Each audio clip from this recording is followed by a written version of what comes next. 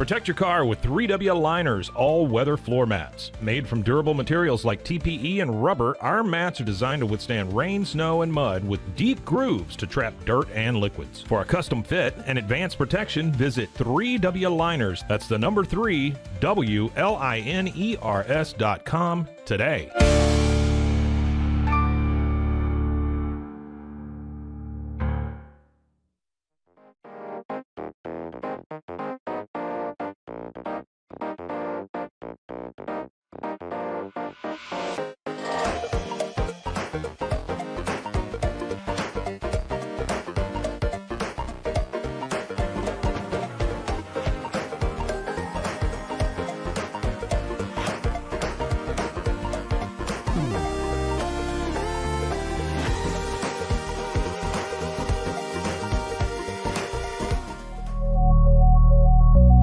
At Acasis, innovation drives us. Since 2008, we've been creating cutting-edge technology products that make your life easier. With a focus on performance, design, and customer service, we're here to help you work smarter, not harder. Join us on our journey to simplify your world. Visit Acasis.com today. That's ACASIS.com today.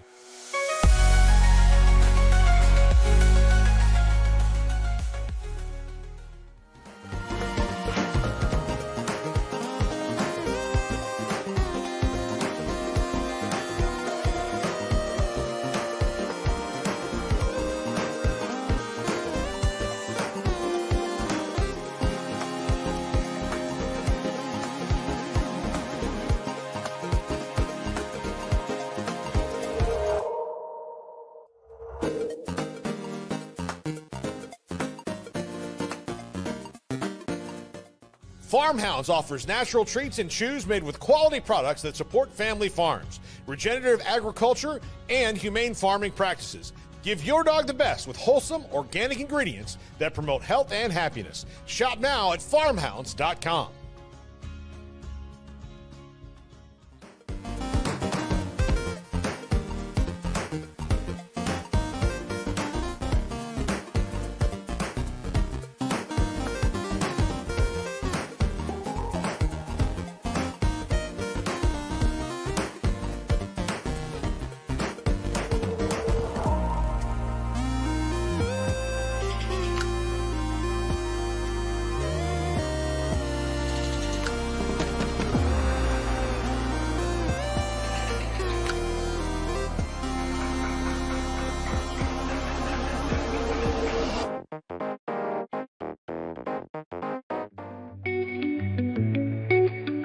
Unlock a world of convenience with Mully Box, your one-stop solution for personalized subscription boxes delivered right to your door.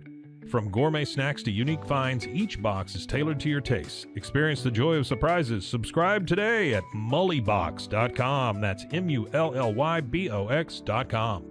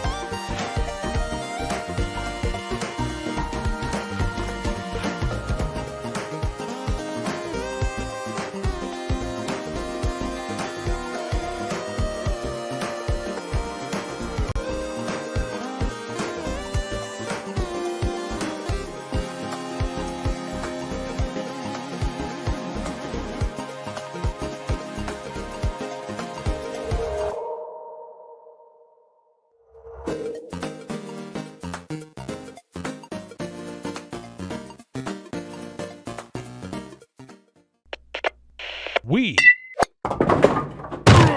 are Rogue Media Sports.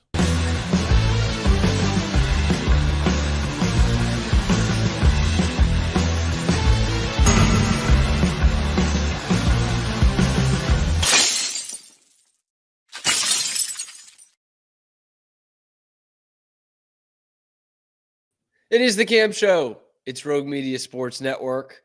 Happy Friday to you. We have made it to the end of the week here live on YouTube. And of course, if you want to put a pin in it, listen to it later, it's going to be wherever you get your podcasts. I'm your host, Kim Stewart, Zach Burke, keeping us on the air. Of course, as we lead off every show this week, we've got to talk about the Patriots coaching search. We will touch a little bit on the Bruins losing their 6th in a row and their longest losing streak in a decade, a little bit about the Celtics, and then we have a very special guest to close out the show this week, and we're going to talk about the Hartford Whalers Booster Club. Like, it is amazing what is being done to keep that team alive in Hartford, and they've got the 50th anniversary of Hartford hockey tomorrow night. And yes, I do have the jersey I was promising, the Bruins Centennial Game jersey that I picked up last month, Marchand.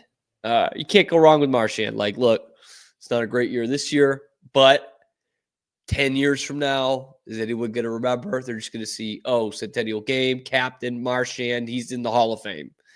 All right, he won the cup with the Bruins.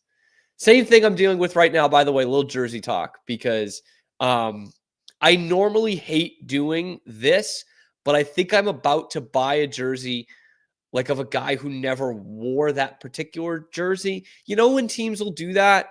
When they'll do like, I don't know, they'll just put like, I'm trying to think of an example. Like, oh, geez, I'm really fading here. Like, you put Bobby Orr on one of the Bruins Winter Classic jerseys. It's like, obviously, he never wore that, and you know that. Like, when I was in school at Baylor, they would put RG3 on the back of, like, their current Baylor jerseys, which was not at all what he wore. And I don't like doing that, but I think I am going to do that because on Fanatics right now, they have the Bruins Centennial jerseys, not the Centennial Game, for $80, and they have Bergeron ones, and that was obviously the year after Bergeron retired. But I need a Bergeron jersey. It's such a good look, and it's going to be one of those things that like 20 years from now, you wear it to a game, or 5 years from now, you wear it to a game. No one's going to remember that, oh, yeah, he actually wasn't on that team. They're just like, oh, yeah, sick jersey. Bergeron, so great, you know? So I think I am going to do that. $80 for the official ones. It's a total steal. Anyway, it is now the day after Mike Vrabel was interviewed for the Patriots job. And at the time of live streaming, just after noon Eastern on Friday, he's not the head coach of the New England Patriots yet, which means, contrary to popular belief, I think they did let him leave the area. And I know it was bombshell news yesterday that Mike Vrabel interviewed and met with the Patriots in Boston. What? How could he? Or if you watch Sunday Night Football, for any time the Patriots are on there, when they used to be on that program, it was like, oh, of course. Well, and they do all these establishing shots of Boston, even though they're 30 miles away. And so Mark Daniels put out, interesting, the Patriots met with Mike Vrabel in Boston for their interview today. My guy Kirk Minahan had a great point. I think it would be interesting if it happened in, say, Tunisia, but Boston, not so much. Like, it is weird. There was a lot of media members who were like, why is this happening in Boston? How is he going to check out the facilities? I think Mike Vrabel knows what they look like. Okay? He played here. He coached against them here. And lest we forget, he was like at a Patriots game as an invited guest last year. Okay, so he knows, I think he knows the drill. But of course, the questions that will rise up now is what kind of control Mike Vrabel will have over the player personnel with the Patriots. Of course, that's a huge deal. And if you're Mike Vrabel, like, you more or less have the Patriots over a barrel here. You know, and I did see the sentiment a lot in the media yesterday, the day of the interview, which is, and it's pretty obvious, that like, it's not even so much the Patriots interviewing Vrabel as it is the other way around. Like, everyone on the planet knows the Patriots want Vrabel. And most of us now know that Vrabel wants the Patriots. But Vrabel's interviewing with other teams. He's also already interviewed with other teams. The Patriots need one coach. Vrabel has 5 options. You know what I mean? Like, as much as he might want to, continue this legacy and everything, he is going to have options. He does have options. The Patriots are the one coming off 2 back-to-back 4-win seasons. They need Mike Vrabel probably more than he needs them. Actually, definitely more than he needs them. Now, Vrabel is in a scenario where it's probably his last shot to be a head coach in this league. And the Patriots might be the best shot that you have in this cycle in terms of A, having the quarterback, and B, having the $120 million in cap space, the latter of which the Bears do not have. They do have the quarterback probably. So, and the relationship with the owner, like that is something, right? Like he does know the owner and what it's supposed to look like when you're winning there. And even more recently, what it looks like to be winning in a more modern NFL. That's much different from the one he played in under Bill Belichick. So, all that to say, it's not like Vrabel is holding the cards here. Jerod Mayo was holding the cards on the plane last month. Mike Vrabel is holding the cards right now.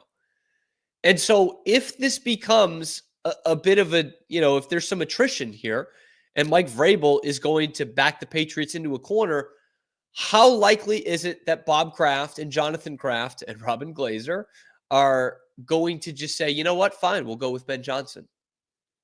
Because I find this very intriguing. And I've said it on this show before. I love the prospect of Ben Johnson, but after going through what we had just gone through this season, it's a huge gamble putting out another rookie head coach. And I'm seeing it a lot on social media that people are saying like Jerod Mayo and Mike Vrabel are the same kind of coach. And I just don't see that. I don't understand that because these same people are like, that's why you need to go with Ben Johnson. Almost all of the issues you saw with Jerod Mayo, almost all of them were that of a first-year head coach. And to put it to an extreme, why he was fired after a year being the head coach is he was just way in over his head. It wasn't just not knowing how to manage the clock or just how to talk to the media. It was all over his head. All of it. And I look at Ben Johnson's resume and I see some of the similar struggles that Mayo had in terms of, not having an address book and not having contacts around the league.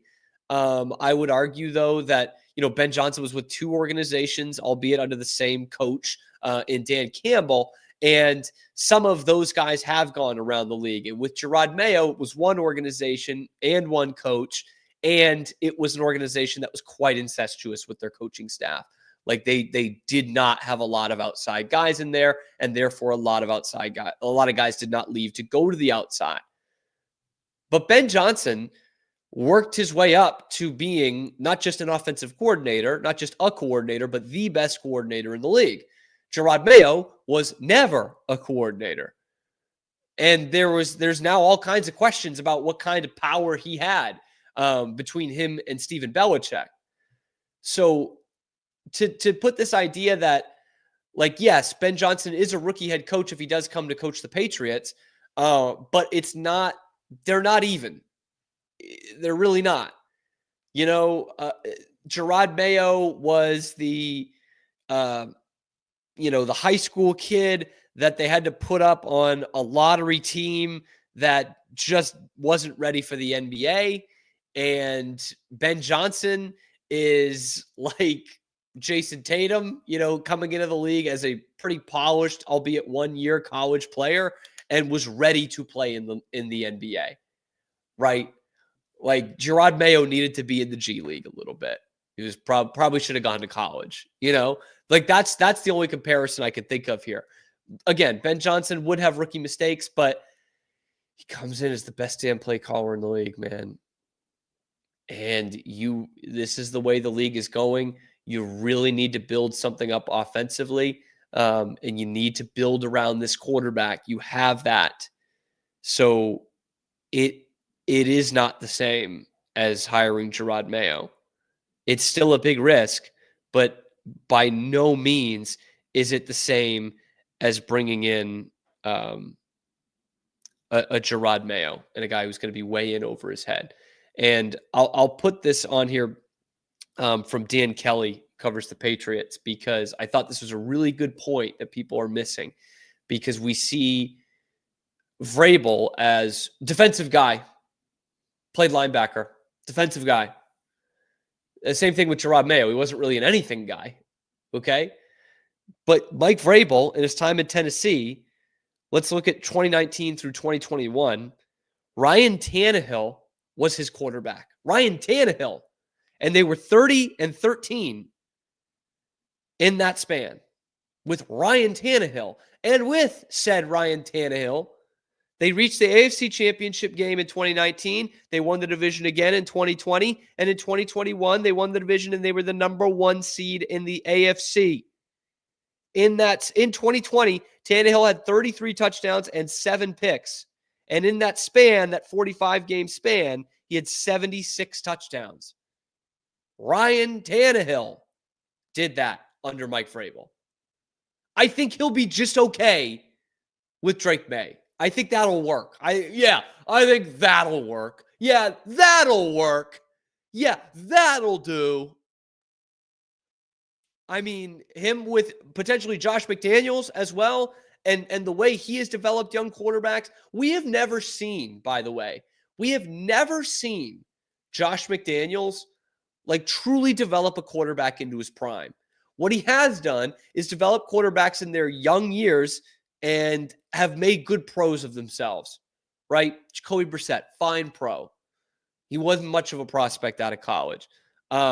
Mac Jones goes to the Pro Bowl is 1 year with Josh McDaniels, and you see what the rest is. Jimmy Garoppolo, relative unknown in college, small college, Eastern Illinois, second-round pick, backing up Tom Brady, gets a massive contract, Pro Bowl guy, plays in a Super Bowl. Those were all guys that Josh McDaniels ushered into the league. And none of them did he have the chance to coach in their prime. The only guy he had to coach in his prime was Brady, and a guy who he obviously didn't develop as a young player, but took Tom Brady to the next level. Went from game manager to 50 touchdown passes. Josh McDaniels, that guy. And again, is he a good head coach? No, he was not a good head coach. Not at all. But you look at the track record, and there is nothing that says he is going to fail as an offensive coordinator. There's also nothing to say he can succeed without Bill Belichick. That's fair.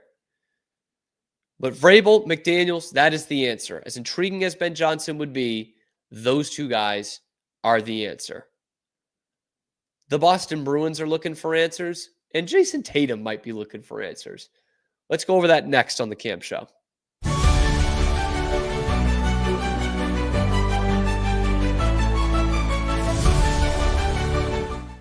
Ready to bring your vision to life? At Small Rig, every idea, design, and product is inspired by you, the creator. With our industry-first under co-design mode and the Dream Rig free customization project, we unite with global creators to turn big dreams into reality. Whether it's a cage rig or mount, Small Rig's versatile gear is built to elevate your craft. Small Rig, where your creativity meets our innovation. Go to smallrig.com.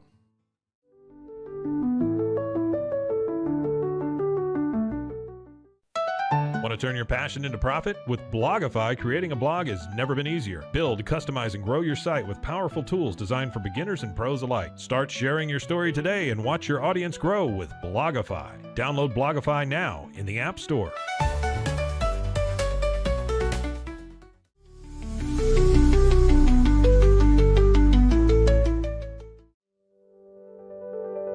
Overwhelmed by your inbox? Clean Email is here to help. Organize, clean, and manage your emails with powerful automation tools. Say goodbye to spam and clutter and enjoy a stress-free inbox. Try Clean Email today at cleanemail.com. That's CLEAN email.com.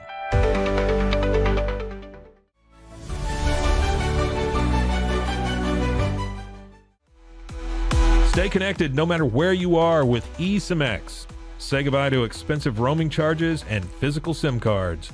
With access to over 200 global carriers, we make mobile connectivity seamless and affordable for travelers worldwide. Join the future of communication today at esimx.com. That's ESIMX.com.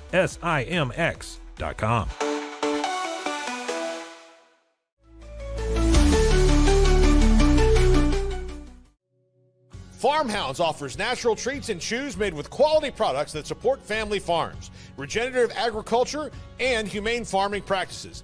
Give your dog the best with wholesome, organic ingredients that promote health and happiness. Shop now at farmhounds.com.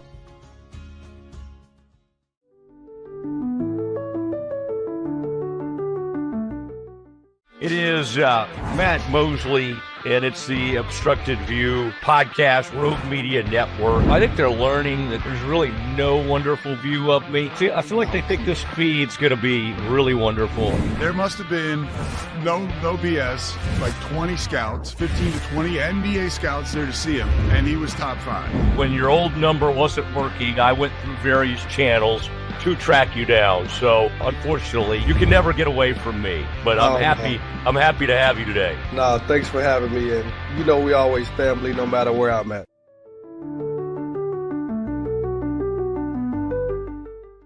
Welcome to a special edition of the Doomsday Podcast. Look at this. We got one of the great golfers in the world, certainly one of the great pass rushers in NFL history.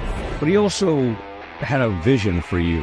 And so it was like you had the best of both worlds, right? You had somebody on you early, and then you had somebody who was maybe more relaxed. What were a couple of your biggest takeaways? The first thing you referred to that I've spoken to some personnel people and general managers of the league to get some, independent, objective assessments of the players the Cowboys picked, and we'll go through that. Has the general manager changed at all in the draft room? Nope, it's been the same since I was here the last time.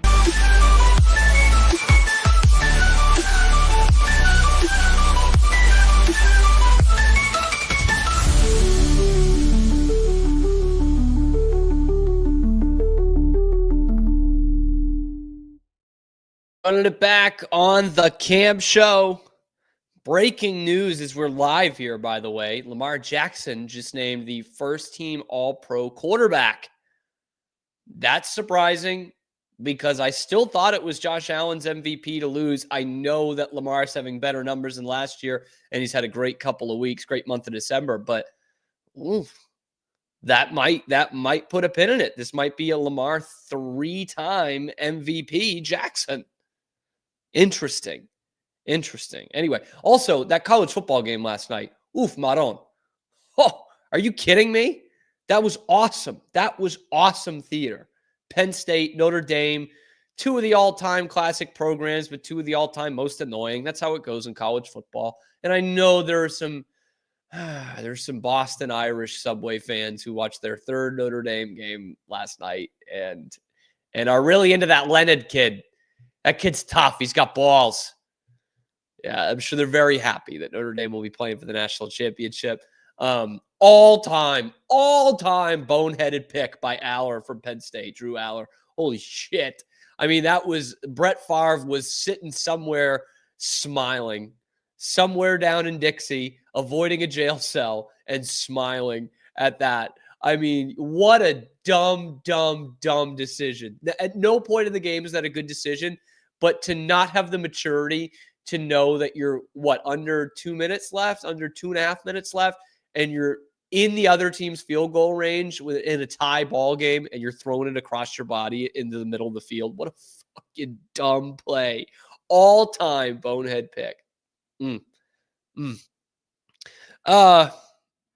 the Bruins. The Bruins. 6 losses in a row. I mean, Mason Lowry was just on another planet in the second period last night in Tampa. 2 goals that he has a huge part in. I mean, the one they give up shorthanded is just so horrible. Horrible all the way around. Guy gets a breakaway. Lowry can't catch up. He misses. It goes wide of the net. Lowry skates past the net, just totally misses the puck. Swayman is looking the other way. Nobody on the Boston Bruins is back checking. They're on a power play, and there's no one else in the frame. Bolts pick it up and just score on the rebound. Just embarrassing shit. And then the other one is Lowry just backing up till he's basically in the net. It's not an odd man rush. It's a 5-on-5. It's zone time, and he's backing up. He's not using his frame. He's not using his stick. It's terrible. And then, of course, Low-Rise scores a beautiful goal. 6 losses in a row for the Bruins. I don't think I need to say any more about that. It is the longest losing streak they've had in a decade, to put that into perspective.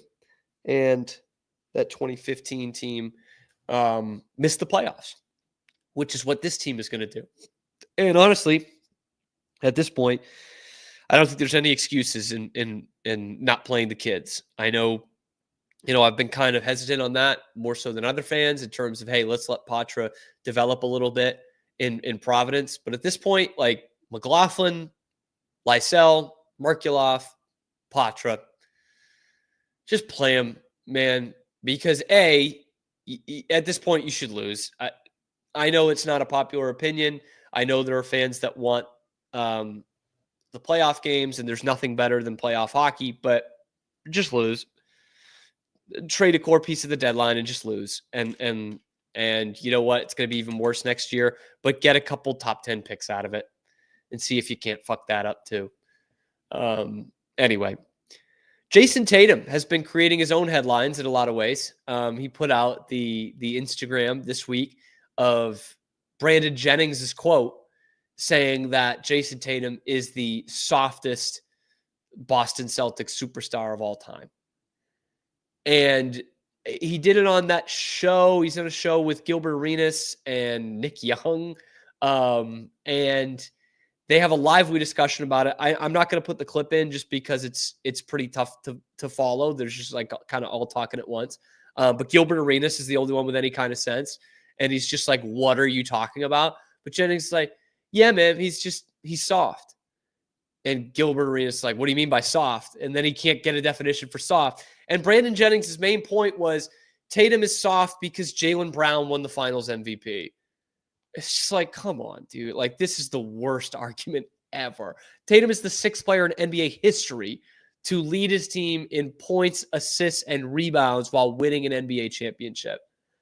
6th player in the history of the league to do that. But Jaylen Brown got the finals MVP. So to Tatum, that makes Tatum soft.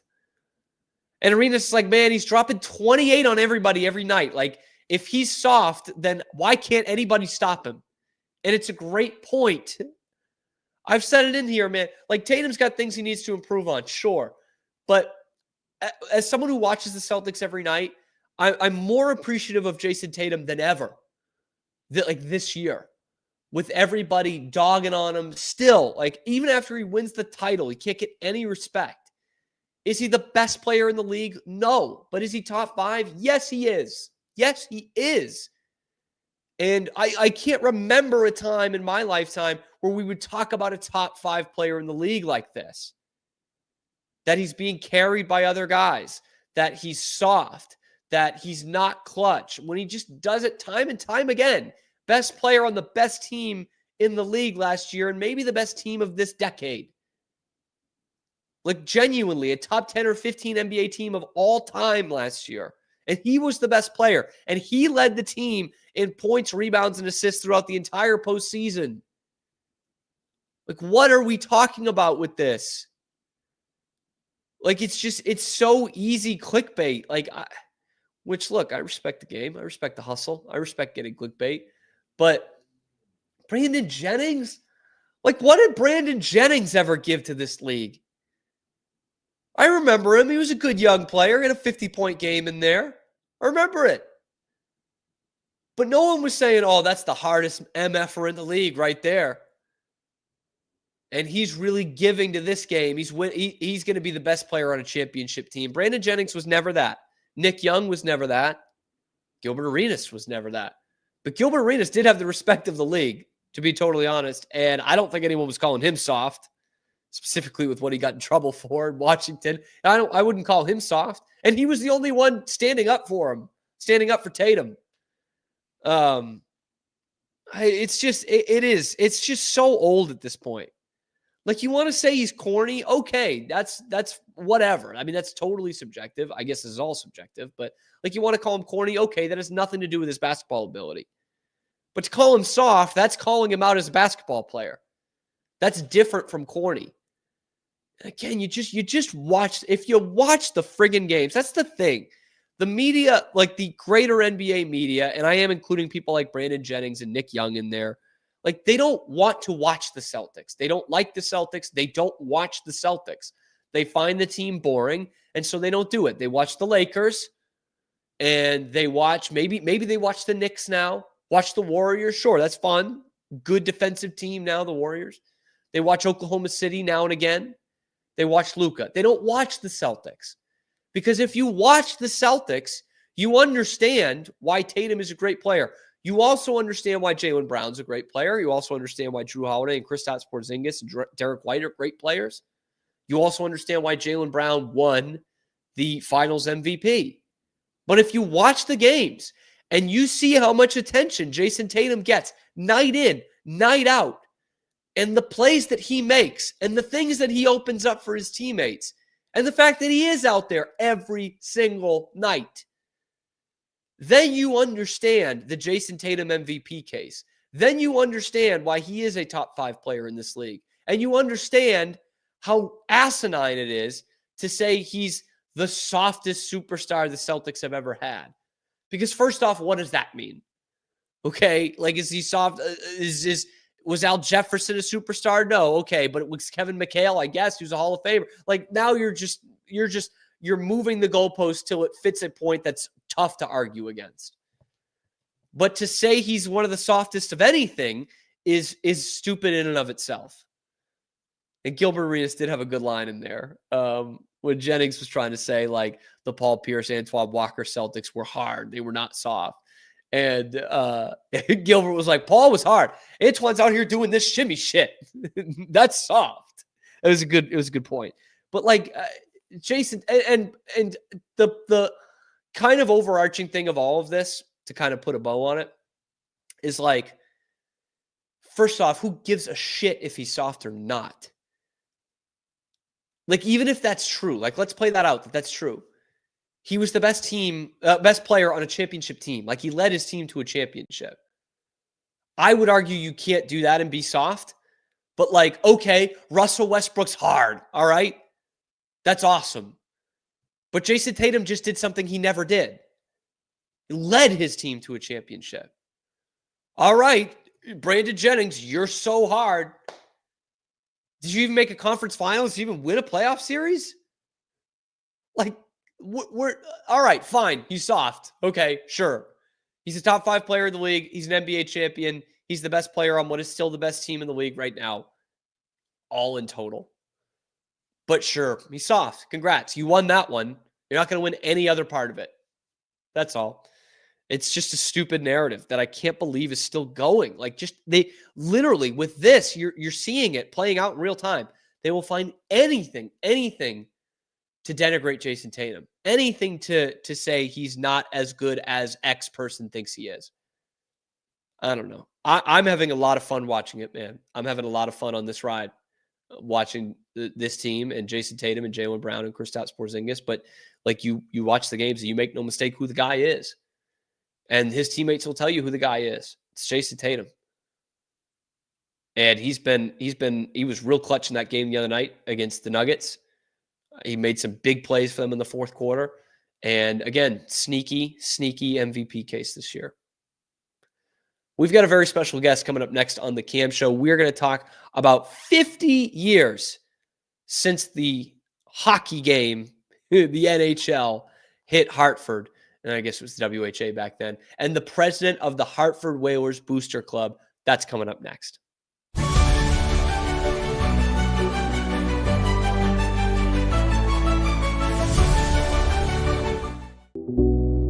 Unlock your full potential with Onnit, your go-to for premium supplements, fitness gear, and wellness essentials. Whether you're training hard, recovering faster, or just looking to feel your best, Onnit has the tools you need to perform at your peak. Visit Onnit, that's ONNIT.com, and elevate your mind, body, and spirit today.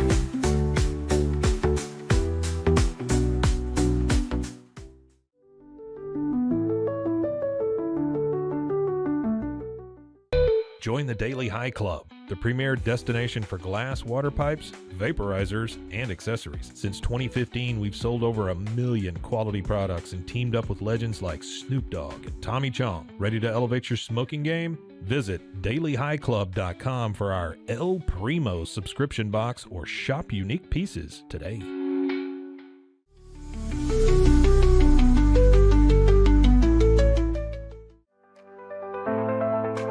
Get paid faster with Bill, the easiest way to send, receive, and manage your payments. No more delays, no more hassle. Whether you're a freelancer or a business, Bill makes payments seamless and secure, simple, fast, and reliable. Sign up today at Bill.com.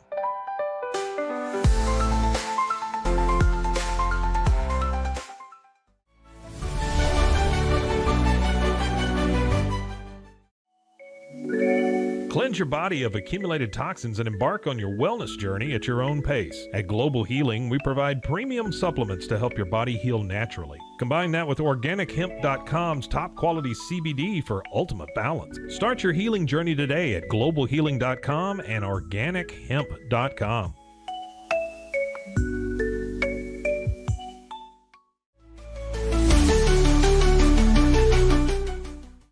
Relax with Hemp Delicious. Organically grown hemp, massively blended with delicious organic herbs, responsibly sourced for their holistic benefits. Each sip offers calming, antioxidant-rich wellness. Brewed just for you. Sip the calm with Hemp Delicious. Find your blend at hempdelicious.com.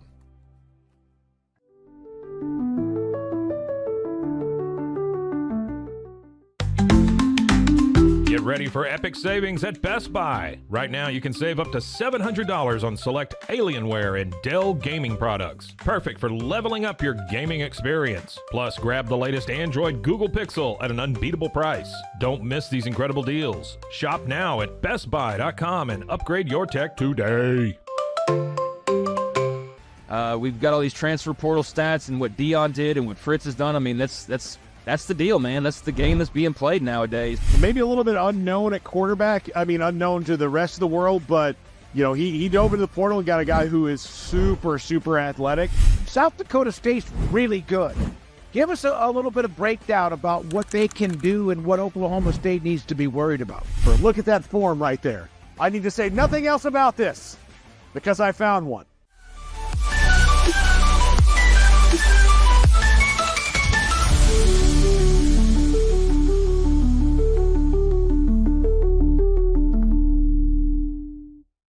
Welcome back to the Cam Show here on Rogue Media Sports Network. Very special guest now to talk some hockey with Mark Anderson of the Hartford Whalers Booster Club. Yes, you heard that right. The Hartford Whalers Booster Club, and still giving a boost out there ahead of a humongous weekend. Mark, thanks so much for coming on the show. Would love to hear your background on following the Whalers, when you got into it, how you got into it, and what it means to you. Well, thank you for having me, first of all, and started at the age of 9. It was our next door neighbors had an extra ticket to a Saturday night game against the Rangers, and one of them couldn't go for one reason or another, and that reason I can't remember. And they asked me if I wanted to go, and I said sure. And the Whalers won in overtime 4-3. On a goal with 8 seconds to go in overtime. That's the honest to God truth. Or also would have been a tie. People forget. There would have been a tie back then. Yep. That's right. Yep. This was long before shootouts. And I was absolutely positively hooked. There is nothing like going to a hockey game live. Yeah. Still to this day. And so I fell in love with the sport. Yeah, I never played it because I really wasn't any good at it. So I never really played it other than, street hockey or gym hockey, floor hockey in school or whatever. But the sport, I love it, and I love everything about it. And, I was a Whaler fan until they left in 97. We all know there's a million reasons why. Everybody's got their own theories and reasons why they left. They left because the market's not big enough. They left because The economics of the sport had rapidly changed to a point where they basically priced Hartford out. The building was too small. The building didn't have the right amenities. The owner wanted out. The league wanted him out, I think. And I'll go into that if you want to ask me. But there's a million reasons. But the fan base is still strong, and the Whaler fan base is still strong. And that's the part that gives us hope that if the right person with the right money and the right goals come along, we'll always hold out that tiny bit of chance that it could happen again. If it could happen in Winnipeg, it can happen here. You know, it's funny you say that, and I know I'm probably not the first person to think that, but leading up to this interview, that's the thing I thought. Like, if Winnipeg can do it, I get it. It's Canada. It's part of the culture. I get it. But it is Winnipeg at the end of the day, all right? Winnipeg wouldn't have a team if it wasn't for Mark Chipman, who was a Winnipeg native. He's a Winnipeg guy. And he ended up being a billionaire. Yep. So, I mean, you need the right guy. That's the whole thing. Yep. It's got to be the right guy or the right group that wants Hartford and that loves Hartford and that is willing to put the blood, sweat, and tears into it. If you've got that and you can get the building, like I was saying before we went on the air, if we can get the building, then everything changes.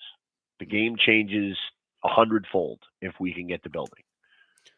And speaking of the groups that want Hartford, that love Hartford, I was amazed to see, I watched the NBC Connecticut documentary about the Whalers and kind of what happened with it, and you guys are prominently featured in it. And it made me think back to that 30 for 30 about the old Baltimore Colts band that still plays. And it's like, these fascinate me. And there is still a club that is diehard with the Hartford Whalers that you're running. Tell me more about this. I got to know more about We're a club. We run somewhere between 60 and 80, depending on the year. And we have monthly meetings. We have meetings in person during the spring and during the fall. In the wintertime, we do our meetings online, so we take the weather out of play. We do several events a year in the community. We march in the St. Patrick's Day Parade in downtown Hartford every spring. Well, early spring. There's the Yard Goat, our minor league baseball team, the Hartford Yard Goats, has a Whalers alumni weekend that they do every summer. We have a scholarship where we give out a scholarship every year to a high school student in Connecticut that is planning to play college in some capacity at the collegiate level, whether it's club hockey or Division III or Division I or whatever. So we do that. We're very loyal to the city, and the main mission is to keep the Whaler name and the Whaler legacy alive. All these years later, I mean, it's been 28 years. In April, it'll be 28 years since they played the last game here.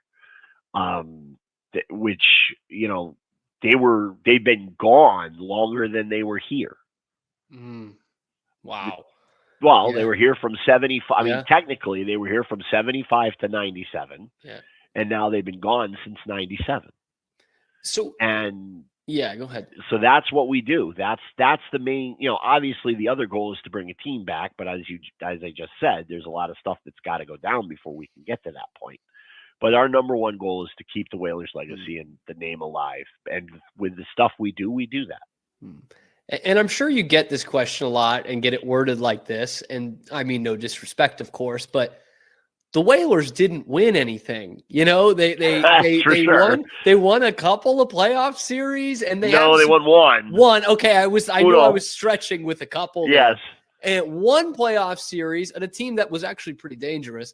And some memorable players, but why? Why is it still a love affair in Hartford? Like, why is this team still living through you guys? So I think the biggest reason is that, and I've said this before on other chats and interviews and things that I've done, when it was the one thing that was ours in the major sports, not talking about college, not talking about UConn, of the major pro sports, the one thing that we had was the Hartford Whalers.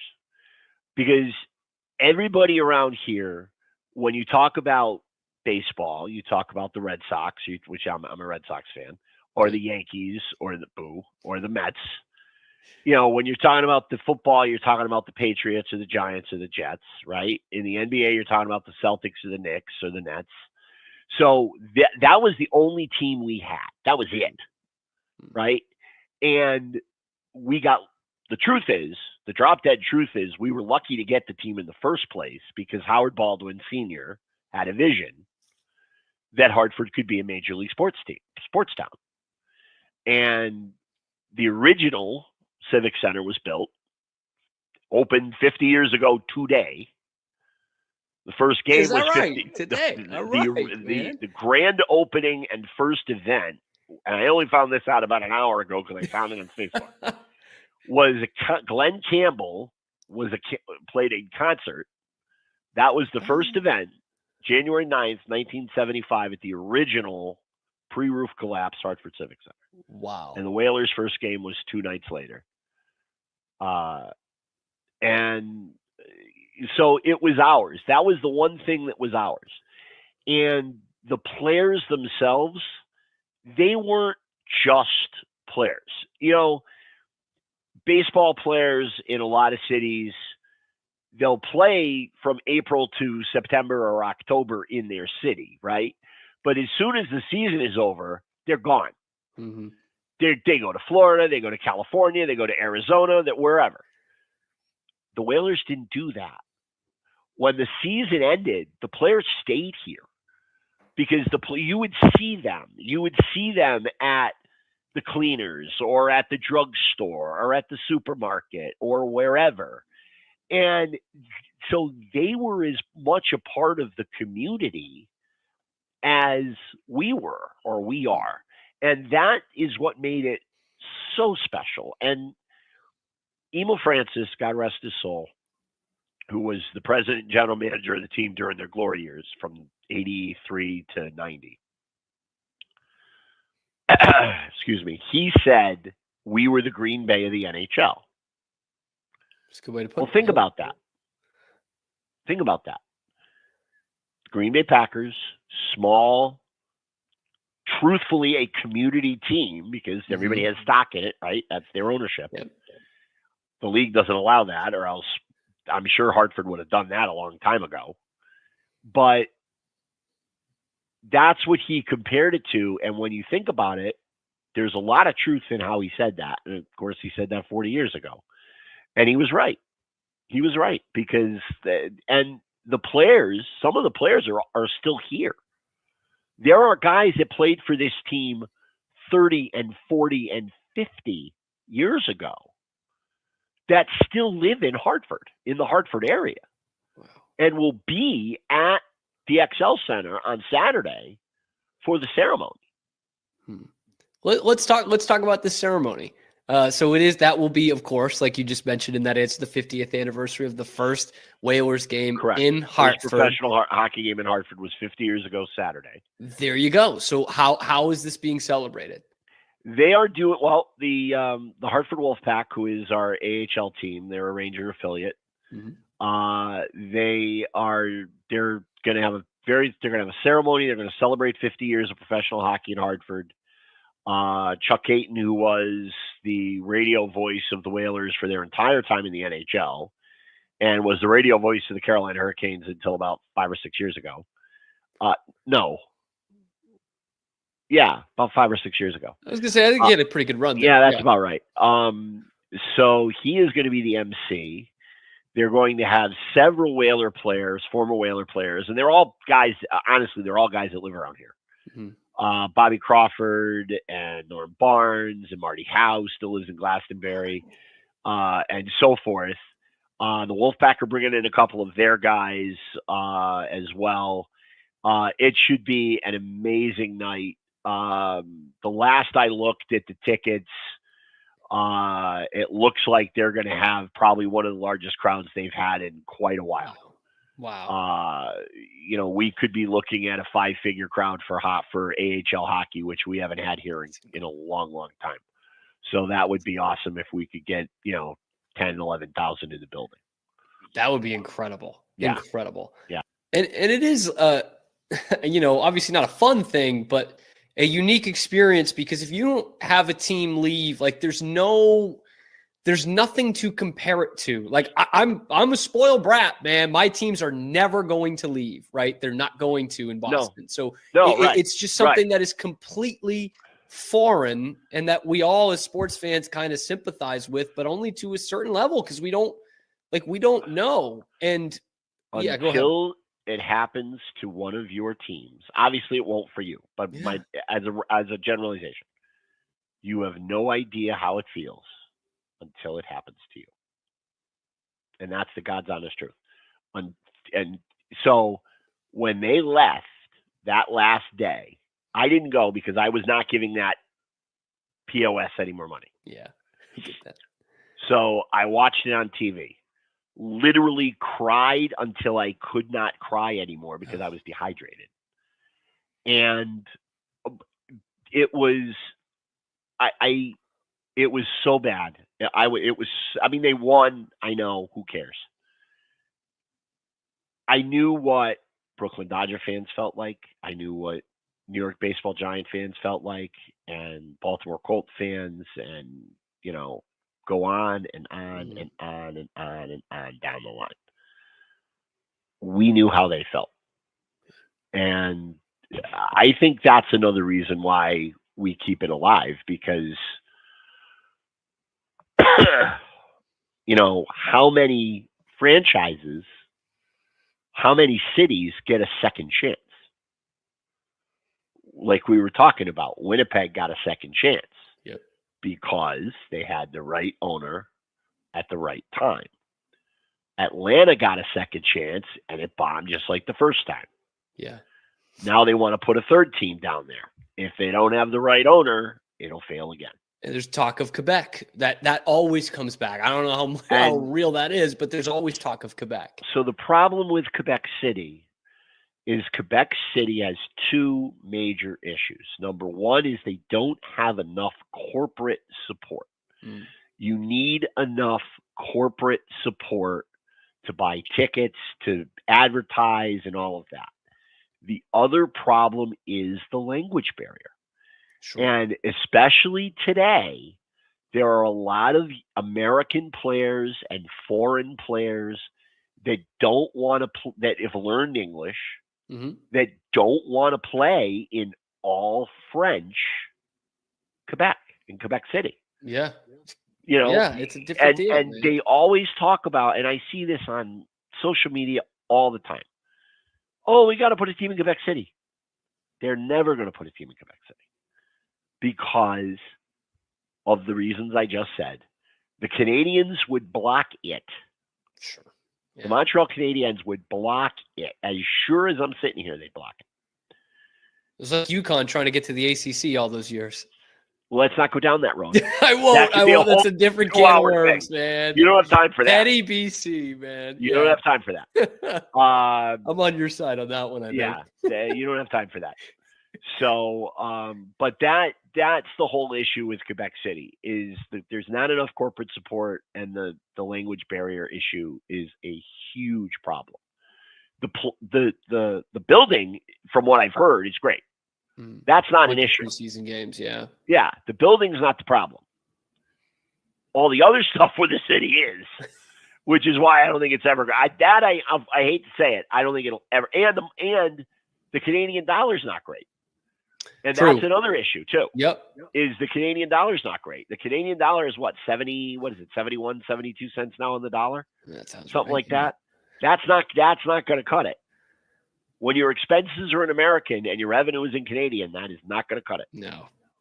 I'll give you one more thing before we get you out of here, because I know you noticed this, but any hockey fan or sports fan, I could go into any airport in America and I'm going to see it. I'm going to see the hats. I'm going to see the sweatshirts. My girlfriend, who does not watch sports, she knows the Hartford Whalers logo. And she's like, I see that all over the place. It just takes on a life of its own. I mean, shit, I grew up in Massachusetts. I saw it everywhere. Bruins country saw the Whalers logo. It's become this kind of chic thing in a way, which can water down a fan base. But on the other end of that sword, it's like, is that keeping this alive a little bit too? Is that kind of a randomness to keeping it alive? Of it, it's such a good logo and brand. The logo is iconic, first of all, and Peter Good, God rest his soul, who was the creator of the logo.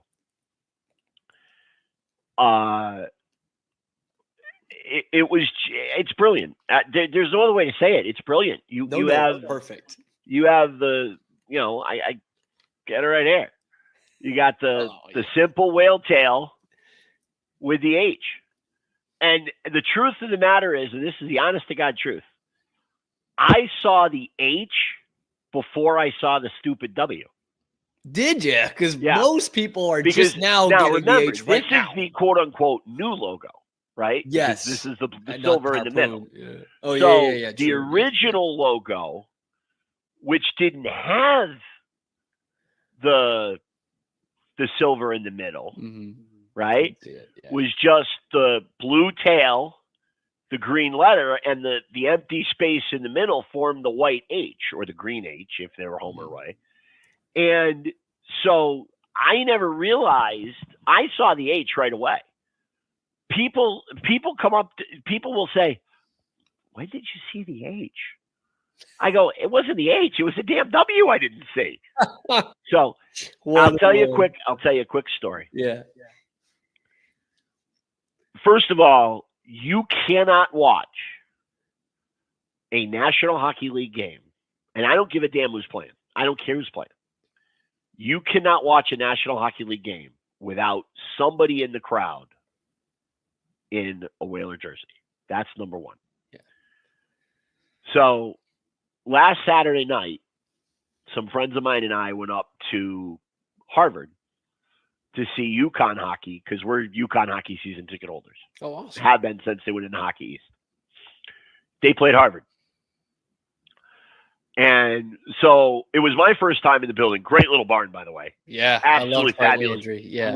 Great building. Super building for hockey. Perfect building for hockey. The hockey lovers love it. Yeah. Yeah. It's a perfect college hockey facility. It's beautiful. So we're walking around. This is like 45 minutes before puck drop, right? And we're just taking it in, and we're walking around the building and whatever before we get beer and sit down in our seats and whatever. What do you think I see? I see a guy walking past me in his winter coat and his white home old Whaler sweater. Come on, man. It doesn't matter. And that's the point. It doesn't matter what building it's in. It doesn't matter whether it's college, AHL, NHL. It doesn't matter what airport. Bradley Airport still has Whaler stuff to this day. And a big shout out for that, in all honesty, Cameron, goes to Tom Dundon, who's the owner of the Carolina Hurricanes, because Tom Dundon created their retro night. Carmanos wanted nothing to do with it. So he is the one that brought back the logo so that it's at the NHL level again. They wear it once a season. And as I have said, and I said this in the Channel 30 documentary, I know and most of this market hates the Hurricanes, and I get why. I totally get it.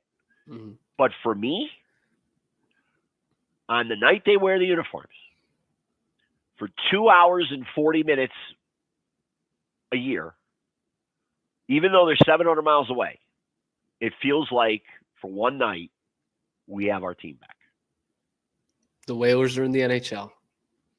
For one night a year, we're looking for more, but we'll start with one. And better than none. It's better than none. And that's the other thing is, so I am forever grateful to him because the spike in sales, I mean, they're still in the top. Whaler stuff is still in the top, I think, 5 to 8. Wow. In terms of merchandise. Yeah, sure. Obviously, it gets a spike when that game comes around, which will be, I think, the end of February this year. And, so that, I mean, that's a night, literally, that's a night I clear my calendar. So I don't give a damn what's going on that night. I'm staying on watch. The Whalers are on. The Whalers are on. I'm staying on watch again. So, and so I will forever be grateful to him. There's some stuff he does that I don't like.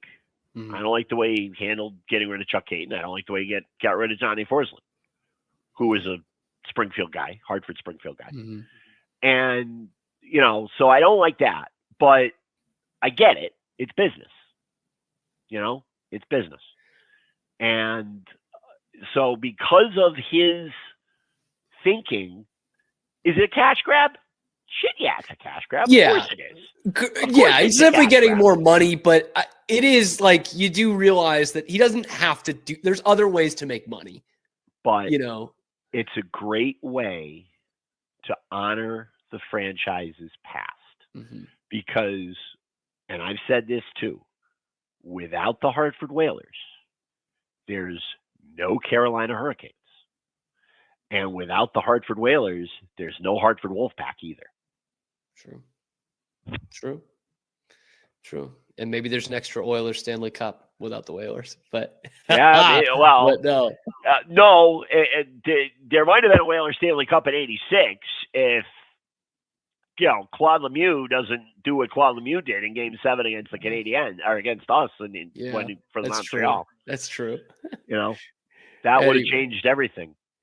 So the big night is Saturday at the Hartford Saturday night. Wolfpack. Man, that is going to be so cool. The 50th anniversary. We've got the president, Mark Anderson, of the Hartford Whalers Booster Club. Mark, thanks so much for taking the time. Really appreciate it. It's been awesome to reflect on this. Thanks, Cameron. I appreciate you having me.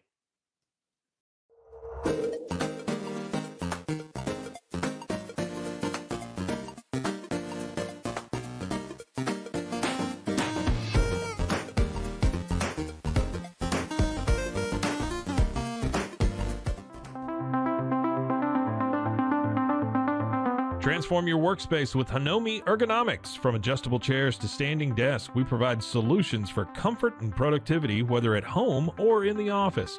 Improve your posture, reduce strain, and work smarter. Visit us at hanomi.co today. That's HINOMI.co today.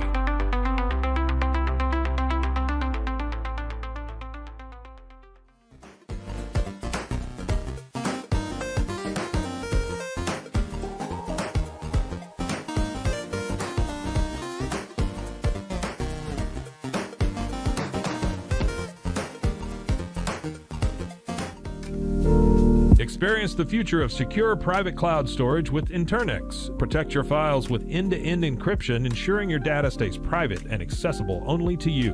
Enjoy seamless, fast storage without compromising security. Visit Internex.com today and take control of your digital life. That's INTERNXT.com today.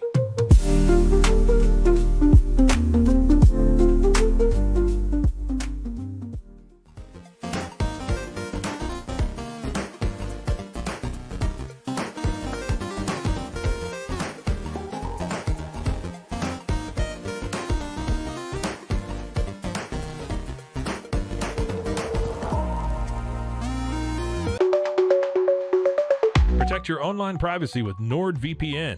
Browse securely, access content from anywhere, and keep your data safe with military-grade encryption. Whether at home or on the go, NordVPN ensures your digital freedom. Stay secure. Download NordVPN today at nordvpn.com. That's NORDVPN.com.